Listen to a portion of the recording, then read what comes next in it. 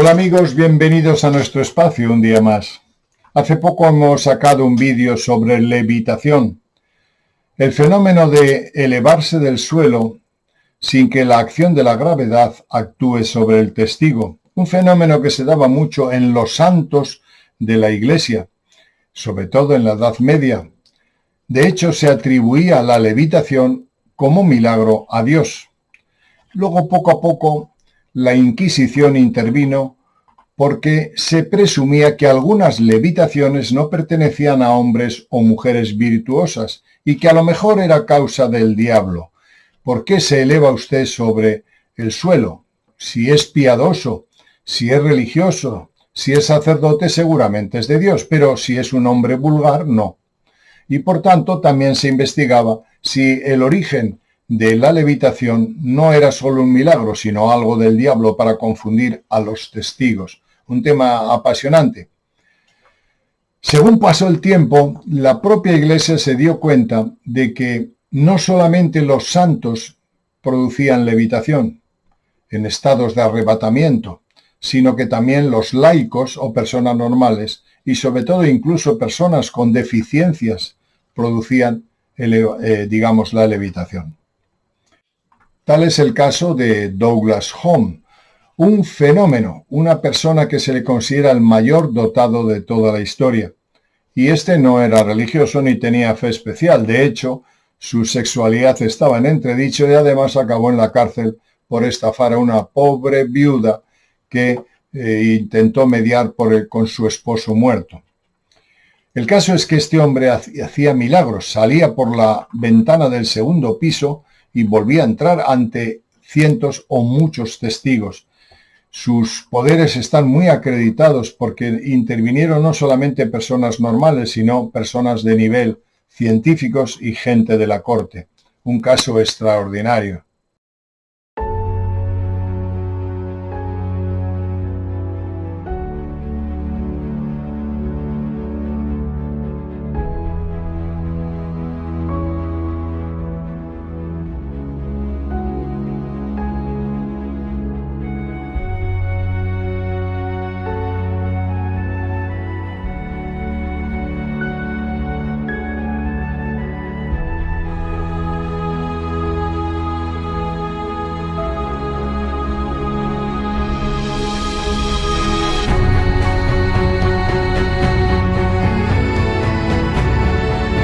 Otro de los personajes que fue investigado por la Inquisición y por la Iglesia, por ambos, pero sobre todo por la Inquisición, fue nuestra Santa Teresa de Jesús, una monja que era arrebatada por Dios y se llevaba junto con ella a las compañeras monjas que la sujetaban para no dar espectáculo. Se las llevaba en el aire.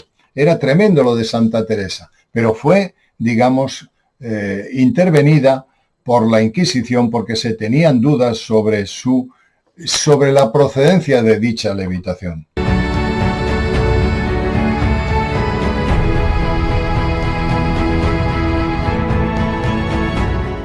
Y siguiendo en esa dinámica de lo religioso, San José de Copertino es uno de los más, carismáticos. Un sacerdote que también se levantaba en el aire para besar a la Virgen ante cientos de testigos. Un caso extraordinario. Y así como Douglas Home fuera un fenómeno extraordinario, Carlos Mirabelli, un brasileño dotado psíquico, medium, hizo absolutas maravillas. No solo levitaba, sino que producía bilocación, producía una serie de fenómenos de telequinesia a distancia, un personaje extraordinario. Algo que asombró a propios extraños porque materializaba muertos delante de cantidad de testigos con una corporalidad absoluta. Era tremendo lo de Mirabelli. Y no menos importante, también otro personaje de la Iglesia es el Padre Pío, que fue canonizado por el Papa anterior.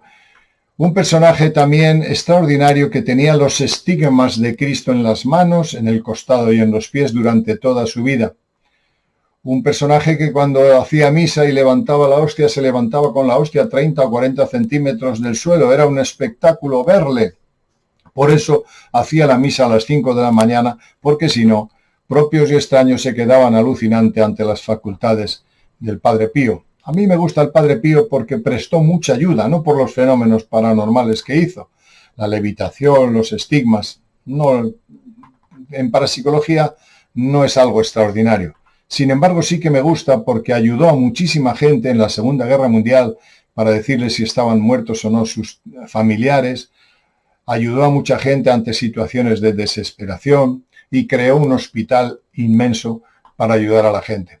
Me gustan los dotados psíquicos que hacen cosas prácticas, que hacen pan para comer o que hacen máquinas o que ayudan directamente. Las facultades paranormales las puede producir cualquier persona en un estado, bueno, cualquiera, determinadas personas en un estado de trance. La levitación, ¿qué la produce? En la Edad Media era una facultad divina. Dios atraía sobre sí en el cielo a sus elegidos. Era divino, no se cuestionaba más. Según fue pasando el tiempo, se empezaron a cuestionar si la levitación se producía también en el caso de personas no muy recomendables, el diablo. ¿Era el diablo el que producía la levitación? Y más recientemente la parapsicología demostraba que no hace falta ser religioso ni tener ninguna convicción de fe para efectivamente comprobar que hay personas como Douglas Home o Carlos Mirabelli que pueden levitarse. Pero ¿la causa es el cerebro? ¿Es un estado de conciencia determinado? ¿Es el arrebatamiento que se produce por parte de Dios? ¿Es un agujero de gusano que uno salta de dimensión? ¿Es una burbuja temporal, antigravitatoria? ¿Qué lo produce? ¿El cerebro? Bien, el caso que voy a presentar ahora es un clásico. Se llama Transferencia de Manhattan y nos habla de algo insólito. En Manhattan, en el siglo pasado, una mujer sale por la ventana del piso número 12 y, curiosamente, con extraterrestres cabezones que la van llevando en plena noche, observado por mucha gente, y la llevan a su nave, que a su vez desaparece. Algo extraordinario. En Manhattan, y esta no era santa ni tenía fe especial, fue arrebatada por cabezones grises. Curiosa historia, y alucinante por otra parte.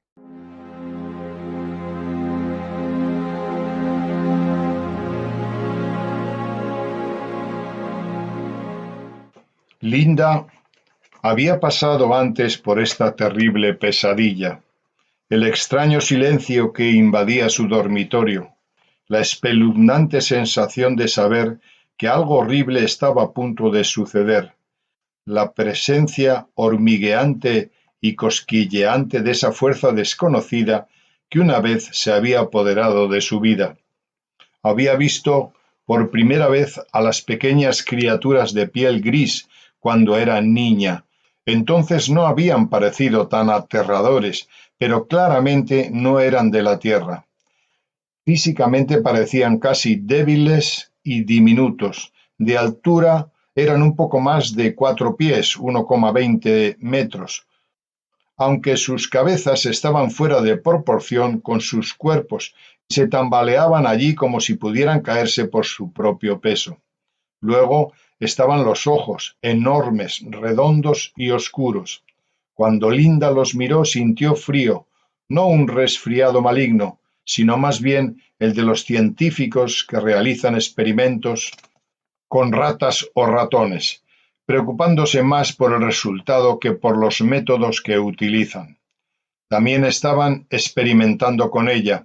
Ella lo sabía, pero su memoria era borrosa, mejorada un poco por la hipnosis de regresión realizada bajo la supervisión del artista y escritor de ovnis Bud Hopkins. Él también vivía en Manhattan, al otro lado de la ciudad, de su apartamento de gran altura. Había leído uno de sus libros y luego en abril de 1989 había reunido el coraje para hablar con él. Gracias a su trabajo de regresión hipnótica y reuniones con otros secuestrados, ahora comprendía más acerca de lo que estaba pasando. Había un plan alienígena para desarrollar bebés híbridos formados por genes humanos entremezclados con cepas alienígenas. Era Frankenstein en trajes espaciales. Sin embargo, a diferencia de la historia de terror gótica, esta era la vida real. Ahora, 7 meses después, alrededor de las 3 de la madrugada del 30 de noviembre de 1989, los visitantes habían regresado. Ella era impotente para resistirlos. Podrían llevarla donde quisieran y hacer lo que quisieran. Ahora estaban en su dormitorio. Horrorizada, arrojó una almohada a uno de ellos, pero su cuerpo estaba entumecido y no alcanzó su objetivo. Luego se derrumbó sobre la cama, completamente paralizada. En un abrir y cerrar de ojos estaba en la mesa familiar, en la extraña habitación fría, con luz fluyendo a su alrededor como hielo líquido. Se acercaban a ella con sus sondas e instrumentos. Entonces se derrumbó. Linda se despertó en su cama, aterrorizada de que pudieran haber hecho daño a su familia. Salió cansinamente de debajo de las sábanas. Su esposo y sus 2 hijos estaban inmóviles y muertos para el mundo. El miedo se apoderó de su alma. ¿Fueron asesinados? ¿Los habían asesinado los extraterrestres? Cogió un espejo y se lo acercó a la boca. Gradualmente, lentamente el aliento salió y empañaba el vaso.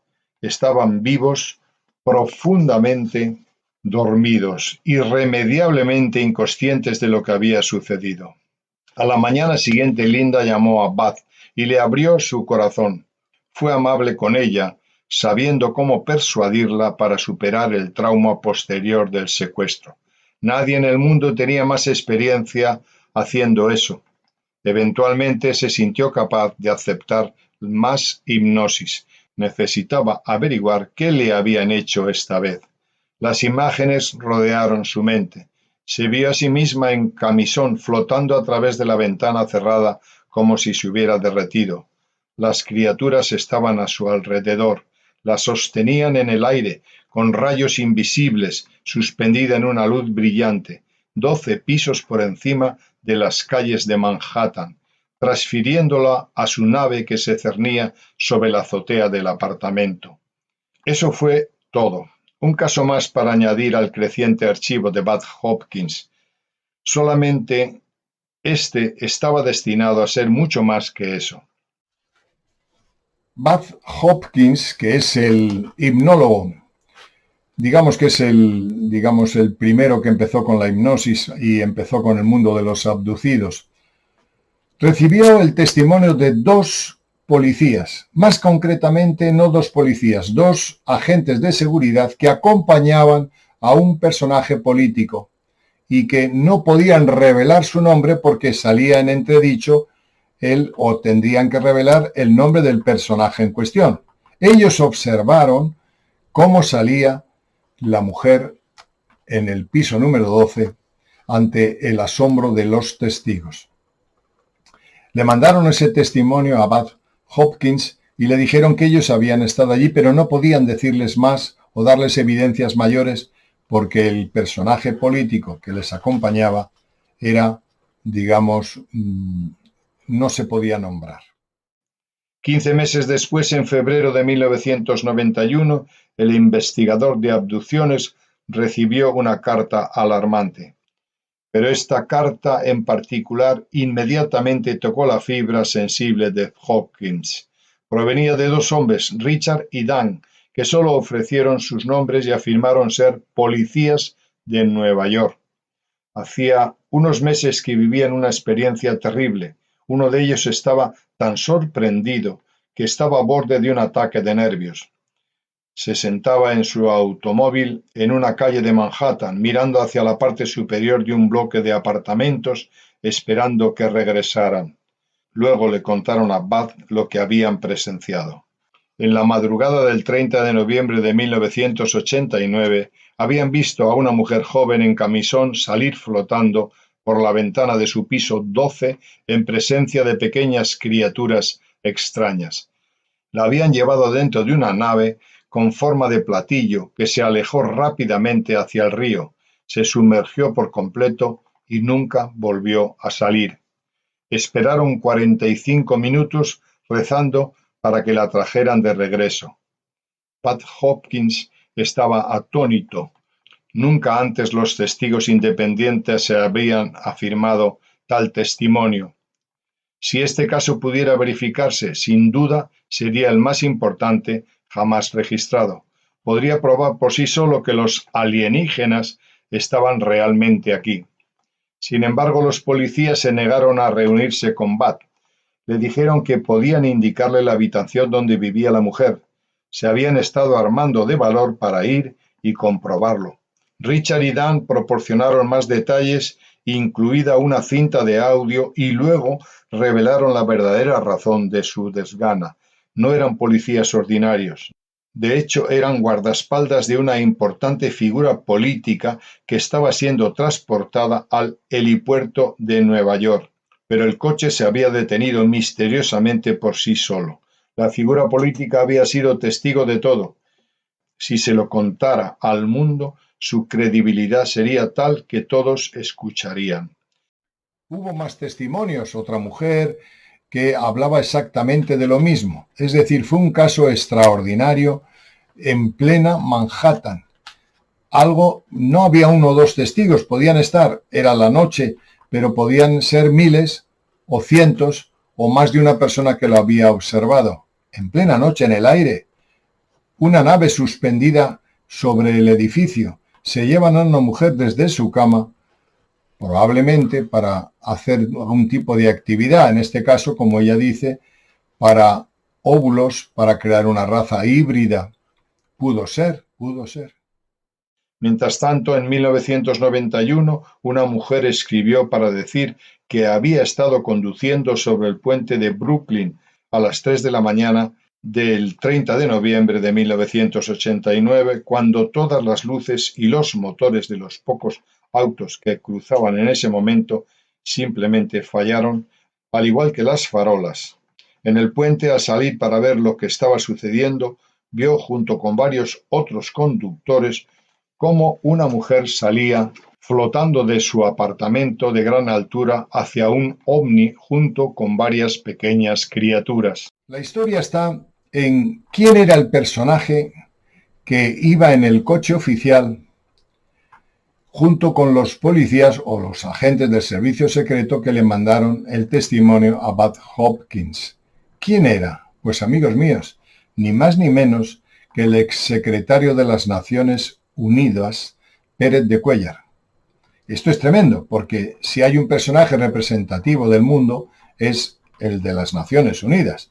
Digamos que a nivel corporacional es la jerarquía más alta. Y él no dijo que había observado el fenómeno.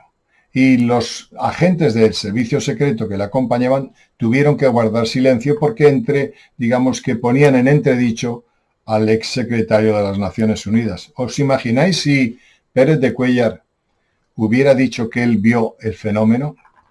¿Os imagináis lo que podía haber pasado a nivel de conciencia? Bueno, casi seguro, como en otros casos, enseguida saldría un comunicado diciendo que Pérez de Cuéllar estaba ya, digamos, que había perdido la razón o que por la edad tenía lagunas cerebrales. O algunos incluso lo pondrían peor, habría bebido o yo qué sé, o se había drogado. No se va a aceptar esto tan fácilmente, pero este fenómeno de la abducción en un piso 12º de Manhattan no es una tontería, es un testimonio de levitación extraordinario. Si este secuestro se informa honestamente, como alegan los testigos, entonces será el caso del siglo, pero en la actualidad se basa exclusivamente en testimonios no respaldados, a menudo anónimos.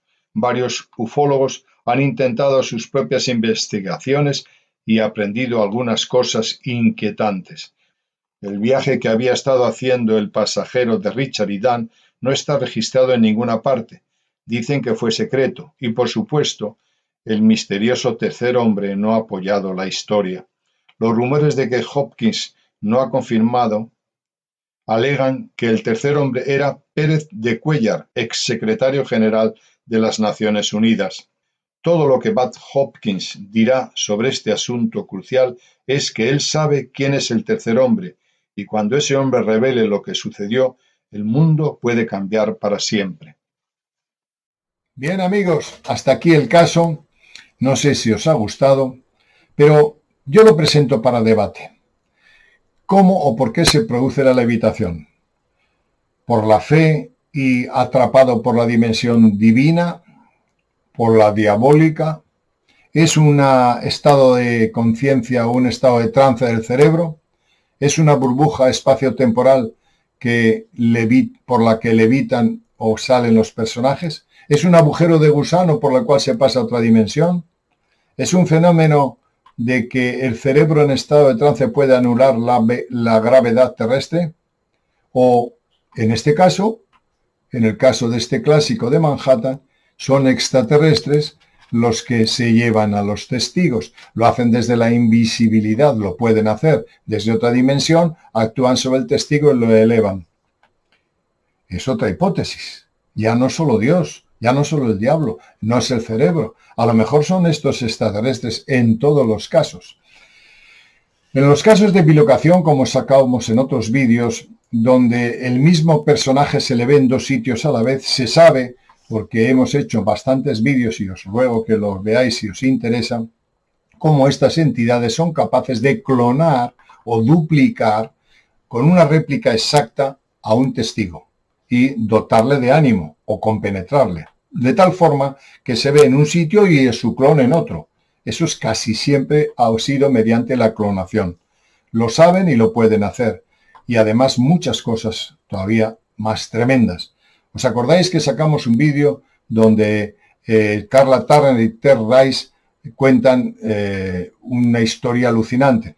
Este personaje, que fue un psíquico, cuenta mediante hipnosis cómo a los 4 años fue abducido. Fue abducido bastantes veces, pero a los 4 años fue abducido.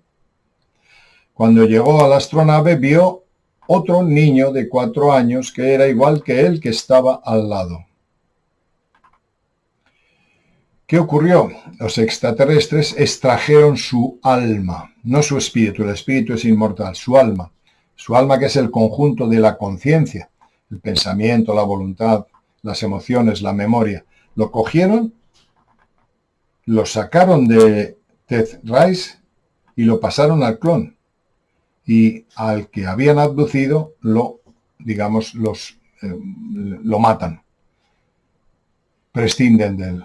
El que vuelve a la Tierra ya no es el que subió, es otro, pero este que vuelve tiene unas facultades extraordinarias, fue un consultor psíquico toda su vida y probablemente mejorado genéticamente, probablemente la hipófisis más dilatada, etcétera, etcétera. Esto es una historia que se llama La mascarada de los ángeles, de Carla Turner y Ted Rice. Os ruego que lo leáis porque no tiene desperdicio. Este es uno de los casos. Hemos sacado muchos más por el cual estos seres pueden clonar, pueden duplicar, pueden levitar, pueden hacer lo que quieran. Y son cabezones. Probablemente se dice que estos cabezones que acompañaron a la testigo en Manhattan serían los robots de una conciencia mayor, de otras entidades mayores, que no necesariamente son angélicos, ni vienen con cabellera rubia, ni son tan guapos. Es tremendo. Por tanto, la hipótesis a debate es quién, cómo y por qué se produce la levitación. ¿Por Dios? ¿Por un estado del cerebro? ¿Por un paso de pasillo de gusano? ¿Por intervención extraterrestre? ¿Qué os parece? En fin, esta es la cuestión. Os dejo, por tanto, para vuestra reflexión el vídeo que hemos pasado. Espero que os haya gustado y os cito para el próximo vídeo en breve.